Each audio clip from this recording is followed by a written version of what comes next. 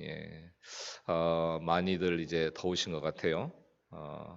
이제 저도 이제 여행을 이렇게 다녀왔는데 미국에서 들려오는 소식들이 그 폭염들이 막 기승을 부려서 뭐 6명인가가 이제 열사병으로 이렇게 세상을 떠났다는 뉴스들도 있고 해서 제가 있을 때 그렇게 더웠으면 나도 쉽지 않았겠다 이런 생각이 들어서 늘 하나님께서 피할 길을 주시고 또 보호와 은혜의 날개 아래 품어주시는 이런 은혜들이 느껴져서 또 이제 미국에 갔을 때도 제가 가면 서늘해져요. 더웠다가도 또 비가 왔다가도 제가 가면 날씨가 맑아져요.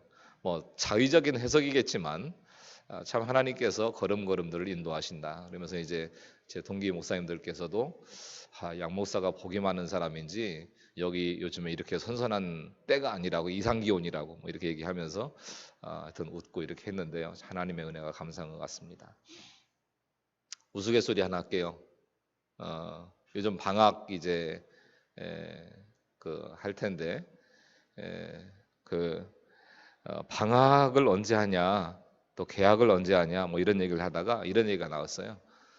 선생님들이 미치기 직전에 방학을 한대. 그리고 엄마들이 미치기 직전에 개학을 한대요. 참 그 얘기가 맞는 얘기인 것 같긴 하다. 우스갯소리긴 해도. 예. 의사들, 변호사들, 목사들이 함께 놀다가 의사들이요 잔뜩 폼을 잡고 뽐내면서 이렇게 얘기를 했답니다. 우리 아빠는 환자 하나 수술하면 100만 원 번다. 이게 자랑하는 거예요. 그랬더니 변호사 아들이 씩 웃더니 그러는 거예요. 우리 아빠는 사건 한 건만 맡으면 200만 원이야. 그러더니 목사님 아들이 가소롭다는 듯이 싹 쳐다보더니 이렇게 얘기하는 거예요. 야, 우리 아빠가 한마디만 하면 수십 명이 주머니 들고 돈 걸어 다녀. 이렇게 얘기하더라는 거죠. 세상은요, 돈 많이 버는 직업을 자랑스럽게 생각하죠. 돈 많이 버는 직업. 권세 많은 사람을 영광스럽게 생각합니다. 남에게 인정받고 박수 받는 것이 영광이다. 이렇게 생각하는 거예요. 자, 여러분 어떤 직업을 가지셨든 그 직업이 자랑스러우십니까? 내가 하고 있는 그 일이 자랑스럽다. 또 장로님, 권사님, 또 주일학교 교사, 찬양대, 찬양단 이런 모습으로 살아가시면서 이 직분이 하나님께 살아가신 영광스러운 직분이다. 이런 생각들이 들어서 이제 영광을 누리고 있으신지 이런 부분들을 우리가 이제 생각을 해보셔야 되고 오늘 말씀을 통해서 바울이 가진 가장 영광스러운 직분이 무엇이었을까? 이걸 한번 이제 우리가 생각해 보시자는 거예요. 자, 먼저 사람을 살리는 직분인데요. 13절, 14절을 우리 다시 한번 의미를 생각하면서 함께 합독합니다. 시작. 내가 이방인인 너희에게 말하노라.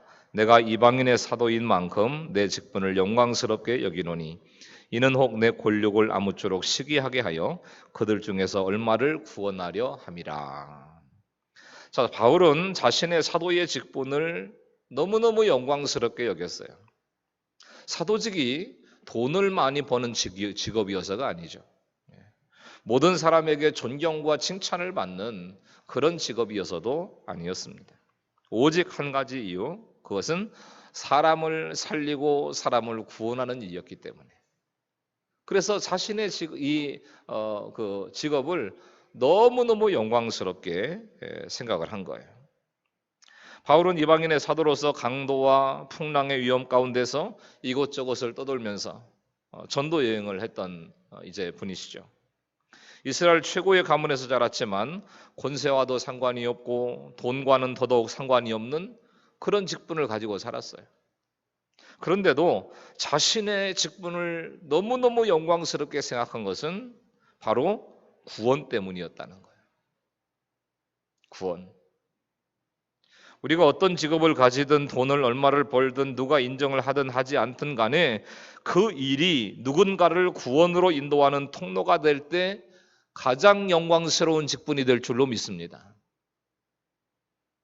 그게 가장 영광스럽다. 어떤 사람은 자신의 직업으로 돈과 명성을 얻으면서 사람을 살리는 게 아니라 죽이는 경우가 있죠. 내가 하는 일이 생명을 살리고 생명을 부욕해 하는 일이라면 내 직업은 영광스러운 직분인 것입니다. 할렐루야!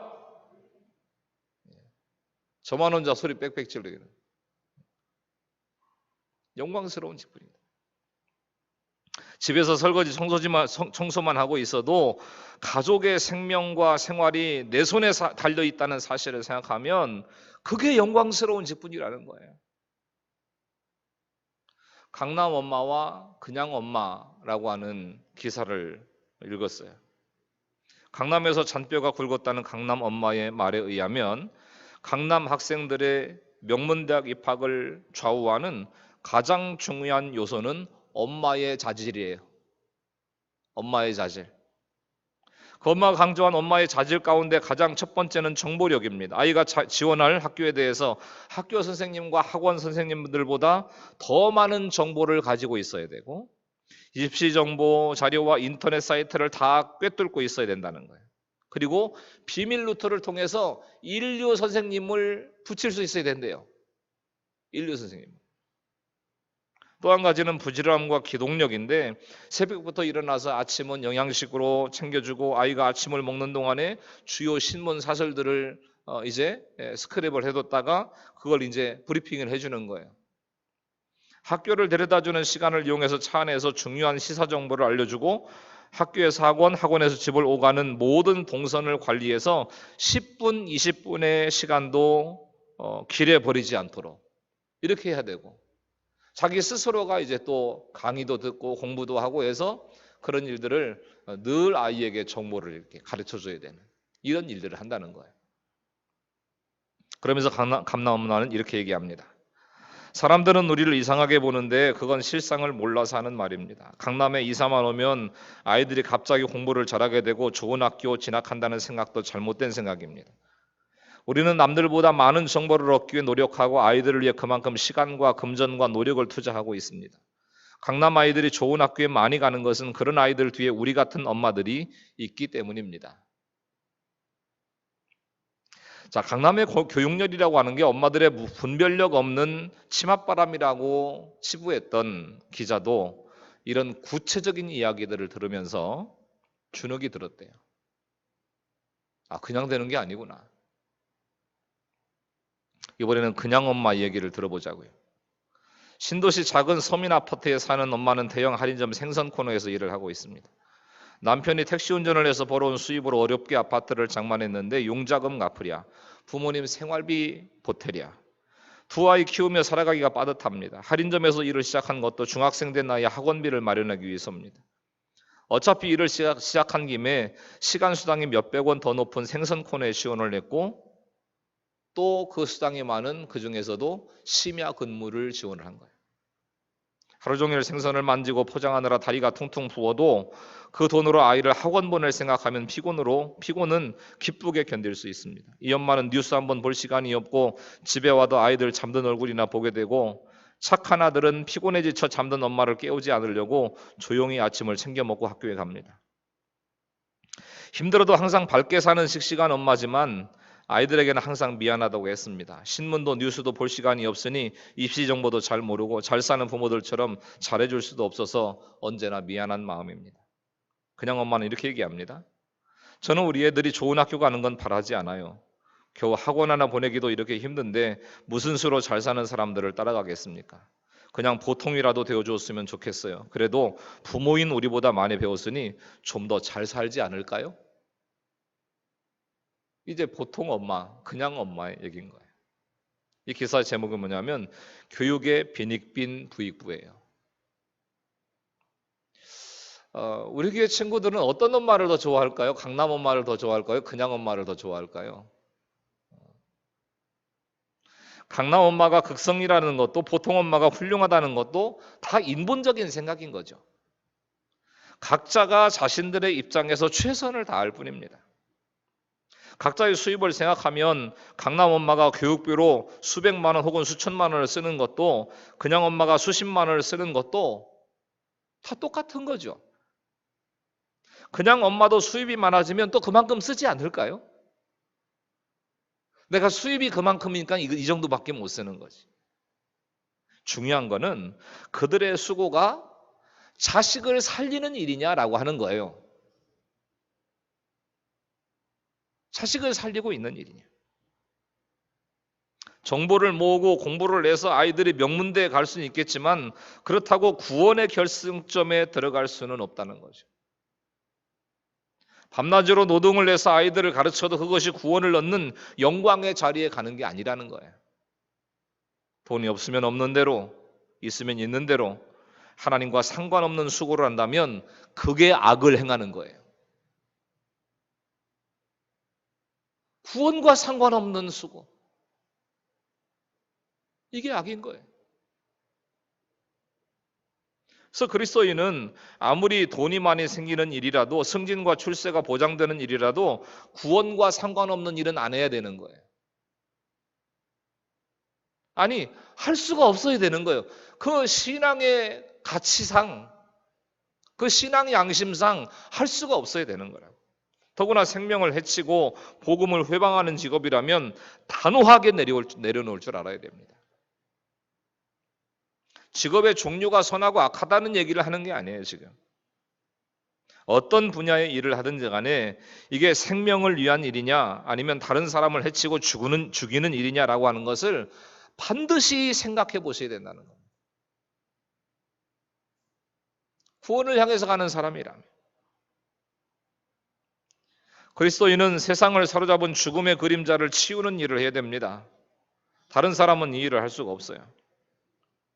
하나님을 모르는 사람은 죽음의 그림자가 드리워 있는지도 잘 인식을 못해요.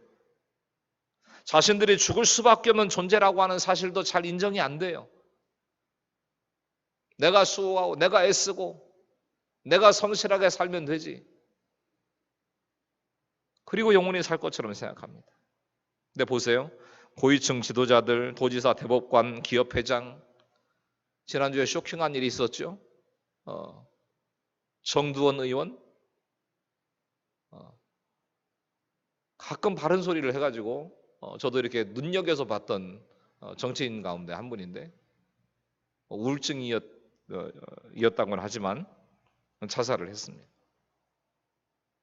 모두가 부러워하는 유명 배우, 가수의 자살도 심심치 않게 뉴스에 오르내리고 있어요. 그러니까 우리가 영광스럽다고 하는 자리에 있어도 이 죽음의 그림자, 이 죽음의 징후를 아무도 지울 수가 없는 거예요. 이 사람들이 돈이 없어서 생애를 포기합니까? 유명세가 없어서 포기하나요? 이거를 지울 수가 없는 거예요. 오직 예수님의 부활을 아는 사람이라야 죽음을 지우고 생명을 꽃피게 할 수 있는 줄로 믿습니다. 죽음을 이기고 살아나신 예수님을 모르면 자녀, 배우자, 이 가족들에게서 죽음의 그림자를 몰아낼 수가 없어요. 이게 안 되는 거예요.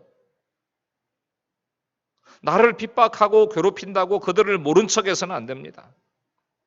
날마다 죽음의 계단을 오르내리는 내 가족, 내 주변의 지인들, 이웃들, 이들에게 영원한 생명이신 예수님을 알게 하는 것이 영광스러운 직분이라는 거예요. 돈 많이 버는 게 아니라. 15절입니다. 그들을 버리는 것이 세상의 화목이 되거든 그 받아들이는 것이 죽은 자 가운데서 살아나는 것이 아니면 무엇이리요. 자, 그들을 버리는 것이 세상의 화목이 되는 것은 유대인들을 외면하고 버린다라고 하는 뜻이 아니고 그들을 통해서 예수님의 십자가 사건이 이루어지고 그로 인해서 하나님과 세상이 화목하게 됐다, 그런 뜻이에요. 그러니까 나를 괴롭히는 사람, 또 내가 괴로워서 정말 어쩔 줄 몰라 하는 그 괴로운 사건 때문에 예수님을 믿게 되고 하나님과 화목하게 됐다는 거죠. 그렇게 괴롭히던 사람을 받아들여서 하나님께 돌아오게 한다면 그것은 죽은 자가 살아나는 기적만큼 기쁜 일이라는 거예요. 바울이 이방인의 사도로 이방인을 사랑할수록 동족에 대한 사랑도 커졌습니다. 동족이 나를 핍박하고 돌아보지도 않고 나를 받아주는 이방인에게로 간 것이 아니라 이방인들 가운데 구원이 이루어질수록 권력의 구원에 대한 간절함이 더 뜨거워졌다는 거예요. 바울의 가슴 속에. 그러니까 나의 구원이 명확하고 분명한 사람은요, 그 나의 구원이 다른 사람의 구원으로 나가게 돼 있는 거예요. 내 영원한 삶, 하나님께서 구원하신 이 생명의 능력이 너무너무 분명하고 선명하고 확실한 사람은 나의 구원이 다른 사람을 향해서 나가게 돼 있다는 거예요. 나 같은 사람도 구원됐다면 이방인이나 다른 어떤 사람도 구원받을 수 있다는 확신이 있기 때문에 그렇습니다. 그렇다면 예수님을 죽인 유대인이라고 할지라도 구원받을 수 있다는 거죠. 나 같은 사람도 예수님을 믿었다면 이미 내 집에 구원이 이르는 거예요. 도무지 예수님을 믿을 것 같지 않은 가족이 있어도 이제는 이건 시간 문제라는 거죠. 시간 문제. 하나님께 다 돌아오게 돼 있다. 나 같은 사람도 예수님을 믿었는데, 나 같은 사람도 구원의 문에 이르렀는데. 한번 생각해 보실 게, 내 직업과 주의를 가지고 뭘 쫓고 있는가? 내 인생 가운데서 뭘 쫓고 있는가? 넓은 아파트, 명문 학벌, 존경, 명성, 이걸 추구하고 있는지, 아니면 내 역할과 사업이 다른 사람의 구원을 위해 사용되도록 결단하고 살아가시는지, 우리 스스로를 점검해 내셔야 됩니다. 그 다음에 영광스러운 직분이라고 하는 것은 현재 자리에서 최선을 다하는 직분이에요. 14절 같이 읽겠습니다. 시작. 이는 혹 내 권력을 아무쪼록 시기하게 하여 그들 중에서 얼마를 구원하려 함이라. 자, 바울은 권력을 시기하게 해서라도 그들이 구원되기를 원했어요. 예수님 믿는 바울이 다른 사람을 살리고 승리한 것을 보면서 권력들도 믿고 싶은 마음이 생기기를 바란 거예요. 우리는 최선을 다해서 구원의 일을 해야 되는데, 하나님은 포로로 잡혀가게 하시고 멸망하게 하셨다가 회복시켜 주시고 가능한 모든 방법을 다 동원하셔가지고 이스라엘을 돌이키게 하셨어요. 이스라엘을 돌아오게 하셨습니다. 최선을 다한다고 해서 아무 방법이나 다 괜찮다. 전도는 결과가 중요한 거지 수단과 방법을 가지지 말고 데려와라. 이런 얘기는 아니에요. 어느 교회에서 전도왕으로 유명한 강사를 초청해서 전도 집회를 했대요. 강사가 막 이제 목소리를 높이면서 무슨 간증을 했는가 하면, 수단과 방법을 가리지 말고 사람들을 교회로 데려와야 된다. 지금은 마지막 때다. 산과 들로 나가서 강권해서 사람들을 데려와라. 그렇게 얘기하면서 방법 하나를 제시했어요. 예를 들면 집에서 신문을 구독한다 그러면 신문을 그냥 딱 끊어버리라는 거예요. 나 이제부터 신문 안 봐. 배달하던 사람이 놀래가지고 왜 끊냐 그러면 우리 교회 전도 집회 한 번만 와주면 다시 보겠다 그러라는 거예요. 여러분 어떻게 생각하세요? 좋은 방법이죠?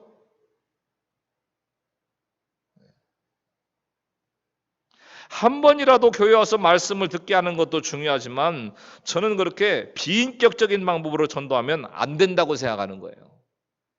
그렇게 하시면 안 되는 거예요. 최선을 다하되 그 방법이 하나님께서 기뻐하시는 것이라야 되는 거예요. 방법도. 여러분 전도는 출석교인 하나 더 늘리려고 하는 게 아니잖아요. 세례교인 하나 더 늘리자고 하는 거 아니잖아요. 그거 전도 아니에요. 그건 사업이지. 두당 얼마 이렇게 하는 거는 사업이 전도가 아니에요. 우리 집에 신문 배달하는 분, 우유 배달하는 분이 정말 구원받기를 원한다면 얼마든지 다른 방법을 찾을 수 있겠죠. 얼마든지. 신문 배달을 만약에 온다 그러면 시원한 음료수를 하나 가지고 있다가 좋은 소식을 날마다 전해줘서 고마워요. 더운데 고생이 많으십니다. 이러면서 전해준다든지. 여러 방법이 있을 수 있는 거예요. 방법. 같이 운동하시는 그 사장님 중에 치킨집 하시는 분이 계세요. 치킨집. 이분이 배달 다니다 보면 여러분들을 많이 만난대요. 근데 자기가 만났던 중에 마음 따뜻한 이런 이제 가정들을 보게 되는데, 치킨 배달을 가면 왜 대부분 나가서 뭐 카드 결제를 하고 돈 주고 뭐 들여서 갖다 먹고 이렇게 하잖아요. 근데 꼭 자기 고객은 자기가 배달을 가면 수고하셨다고, 애기가 사탕도 하나 주고 초콜릿도 하나 주고 시원한 요구르트도 하나 주고 이렇게 한다는 거예요. 그러니까 같은 이제 배달을 하면서도 참 괜찮은 집이다 이런 생각이 들면서 나중에 배달이 들어오면 뭐라도 하나, 닭다리라도 하나 더 챙겨서 갖다 준다고 그러면서 얘기를 하더라고요. 여러분, 하나님을 비인격적인 분으로 만들지 않으려면 우리가요 인격적인 방법으로 다가가야 돼요. 무지막지한 하나님이 아니시니까. 또 하나, 영혼 구원의 일, 영광스러운 직분을 감당하기 위해서는 직장도 그만둬야 된다고 생각하는 사람들이 있어요. 목구멍이 포도청이니까 직장 다니는 거지 내가 갈 길은 신학이고 선교다 이렇게 부르짖는 분들이 의외로 많아요. 독특해요. 제가 볼 때는 독특합니다. 여러분, 너무 믿음 좋아 보이지 않으세요? 막 내가 갈 길은 신학이고 내가 갈 길은 선교고 나는 지금 목구멍이 포도청이니까 직장 다니고 일하고 있는 거지 나는 결국은 선교사로 나갈 거다. 믿음 너무 좋아 보이십니까? 저는 그렇게 안 보입니다. 그렇게 안 보여요. 그런 사람일수록 신학하면 큰일 나는 경우가 많아요. 그런 사람일수록. 여러분, 하나님이 누군가를 신학으로, 선교로, 목회로 부르시는 것처럼 하나님께서 우리를 직장으로 부르시는 걸 알아야 돼요. 우리 일터로 부르신다는 거예요. 일터로. 직장은요 전도의 장으로서만 가치가 아니라 나의 직업 자체가 다른 이들의 삶을 윤택하게 하는 하나님의 도구라는 사실을 알아야 된다는 거예요. 예를 들어 이런 거예요. 공장에서 물건을 만드는 사람은 물건을 값싸고 튼튼하게 잘 만들어서 사람들의 삶을 윤택하게 하는 거예요. 식당을 하는 사람은 맛있고 영양 많은 음식을 만들어서 다른 사람의 삶을 건강하게 해주는 거죠. 전화 업무를 하는 사람은 친절하게 전화를 받으면서 다른 사람의 마음을 따뜻하게 해주는 거예요. 그러니까 우리의 직장은 썩어질 세상의 것이 아닌 섬김의 장이라는 거예요. 목구멍이 포도청이라서 어쩔 수 없이 매어 있는 목줄이 아니라 섬김의 장이라 하나님께서 보내신. 주어진 내 업무에 최선을 다하는 것은 오직 선교 못지않은 십자가예요. 오직 선교 못지않다는 거예요. 여러분이 하시는 그 일이 목사가 하는 사역 못지않게 너무나 중요한 일이라는 거예요. 다 목사하겠다고 설교만 하고 있으면 누가 헌신해요? 누가 섬기고 누가 충성합니까? 그러니까 지금 현재의 자리에서 최선을 다하는 것이 내가 십자가를 짐으로 다른 사람을 살리는 영광스러운 하나님의 직분이다. 영광스러운 직분인 거예요. 자, 또 생각하실 거? 전도를 위해서 내가 할 수 있는 최선은 뭘까? 이 한 주간 지내시면서 생각해 보셔야 되고요. 구체적으로 실천할 내용을 한번 생각해 보세요. 그냥 지나가지 말고 설교를 그냥 땀을 뻘뻘 흘리면서 했으면 그냥 그 말씀을 붙잡고 너무 묵상해 보시고 또 하라는 대로 생각도 한번 해보시고 또 적어보라면 적어보시고 이렇게 해보셔야 되는 거예요. 그리고 이어지는 말씀 16절 18절 같이 읽습니다. 시작. 제사하는 처음 익은 곡식가루가 거룩한즉 떡덩이도 그러하고 뿌리가 거룩한즉 가지도 그러하니라.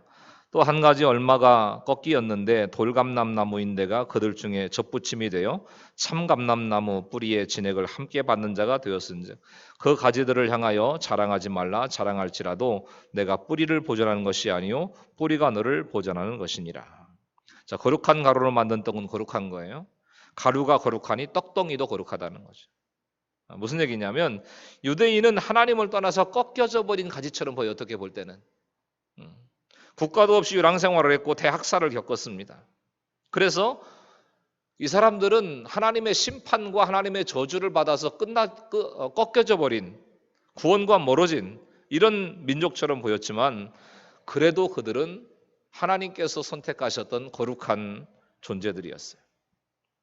그러니까 그 유대인들이 꺾임으로 말미암아서 이방의 돌감람나무인 저와 여러분이 예수님께 접붙임이 됐다, 이런 얘기를 하고 있는 거죠. 유대인들이 꺾이는 것을 통해서 우리에게 이런 구원의 기회가 왔다. 아브라함과 이삭과 야곱의 자손도 아니고 믿음의 뿌리도 없는 내가 접붙임이 돼서 참 감람나무 뿌리의 진액을 받게 됐다는 겁니다. 그러니까 하나님이 자격 없는 우리를 그리스도께 접붙여 주시고 생명의 진액을 받게 하시는데 스스로 자랑할 게 뭐가 있냐? 이거는 내가 뿌리를 보존하는 것이 아니라 뿌리가 너를 보존하는 것이다.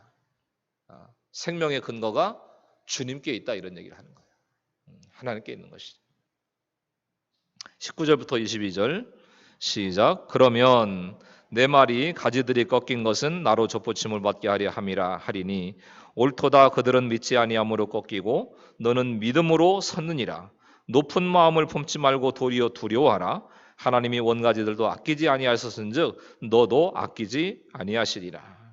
자, 나를 믿음으로 접붙이기 위해서 내 식구 가지가 꺾인 거예요. 내 가족이 나 때문에 수고한 겁니다. 내 구원을 위해서 수고한 거예요. 그래서 옳도다예요. 옳도다. 우리의 고백은 옳습니다. 그걸 생각하면 누구에게도 내가 내 마음을 높일 수가 없는 거예요. 진짜 믿음이 들어가면 내가 높아지지 않아요. 내가 드러나야 되지 않아요. 내가 스포트라이트를 받으면서 내가 주목받지 않아도 성님의 자리에 설 수 있는 거예요. 진짜 구원의 모습이 많아요. 근데 여전히 막 교회에서 막 이루고 싶은 사람들이 있죠. 막 내가 보여줘야 되고, 내가 나타나야 되고, 내가 드러나야 되고. 스스로 자랑할 게 없다. 육적으로 꺾여서 예수님을 믿고 나면 영적인 교만이 들어올 수 있어요. 내가 제일 옳다는 거예요. 자기의. 고생해서 예수 믿었으니까 뭐든지 잘 되겠지 하고 헛된 욕심을 품을 수 있습니다. 그러나 보세요. 믿음은 바라는 것들의 실상이요 보지 못하는 것들의 증거라고 그랬죠. 그러니까 믿음의 사람은 어떤 사람이냐? 10년, 20년 뒤를 내다보는 사람이에요. 지금 당장 다 가져야 되는 사람이 아니라고요. 지금 당장 다 누려야 되는 사람이 아니라는 거예요. 막 내가 예수님 믿었으니까, 내가 기도했으니까, 내가 훈련 받았으니까, 내가 이렇게 충성했으니까 막 뭐든지 잘 돼야 되고 뭐든지 다 주셔야 되고, 그런 게 아니라 10년, 20년 뒤를 내다볼 뿐만 아니라 나가서 죽음 뒤에 있는 부활을 바라보는 사람들인 거예요. 이게 구원받은 믿음의 사람인 거예요. 오늘만 살고 끝나는 사람이 아니라 오늘만 살고. 이 땅에서의 인생만으로 끝나는 사람이 아니라는 거예요. 성경을 보시면 이사야 선지자는 700년 뒤에 예수님을 바라보고 예수님을 증거하고 예수님을 외치고 그것 때문에 핍박받고 그것 때문에 눈물 흘리고 그것 때문에 애를 쓰다 갔어요. 700년 뒤에 오실 예수님을 외치다 갔다고요. 눈앞에 보이는 일들이 아닌 거예요. 세상에서 보면요, 10년 뒤를 내다보는 사람이 성공해요. 10년 뒤를 내다볼 줄 알면. 처음 예수 믿고 반짝 뜨겁다가 식어버리는 냄비 신앙 되면 안 됩니다. 지속적인 성령 충만, 지속적인 믿음의 확신, 이게 중요한 거죠. 그리고 22절부터 24절까지 좀 긴 말씀이지만 같이 한번 보겠습니다. 시작. 그러므로 하나님의 인자하심과 준엄하심을 보라. 넘어지는 자들에게는 준엄하심이 있으니 너희가 만일 하나님의 인자하심에 머물러 있으면 그 인자가 너희에게 있으리라. 그렇지 않으면 너도 찍히는 바 되리라. 그들도 믿지 아니하는데 머무르지 아니하면 접붙임을 받으리니 이는 그들을 접붙이실 능력이 하나님께 있습니다. 내가 원 돌감람나무에서 찍힘을 받고 본송을 거슬러 좋은 감람나무에 접붙임을 받았으니 원가지인 이 사람들이야 얼마나 더 자기 감람나무에 접붙임을 받으랴.